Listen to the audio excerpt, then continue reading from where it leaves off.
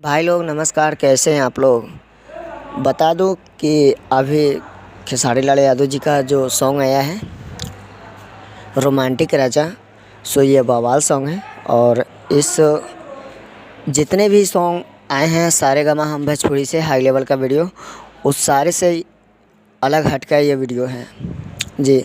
बता दूं कि ये वीडियो है बहुत हाई लेवल के, आप लोग नहीं देखे हैं तो जाइए ब्लू बीट भोजपुरी चैनल पर, आज ही अपलोड हुआ है सुबह। 3 मिलियन क्रॉस कर चुका है जी, 4 मिलियन होने वाला है। अभी तक 31 नंबर पर म्यूजिक सेक्शन में ट्रेंड कर रहा था, अभी 13 नंबर पर आ चुका है। और आप लोग और गर्दा उड़ाइए और देखिए, 1 नंबर पे लाइए म्यूजिक सेक्शन में ट्रेंडिंग में जी। बता दो कि बहुत हाई लेवल का ये वीडियो है, जो सारेगामा हम भोजपुरी पर आते हैं ना हाई लेवल का वीडियो, उसी तरह के ये हाई लेवल का वीडियो है, उससे भी ज़्यादा पूरा जैसे होते हैं ना हाई लेवल का, जैसे कि बॉलीवुड हो गया, उसी तरह के ये वीडियो शूट किया गया है। बहुत महंगा सॉन्ग है ये जी। सो आप लोग नहीं देखे तो जाइए देखिए, ब्लू बीट भोजपुरी चैनल पर अपलोड हुआ है।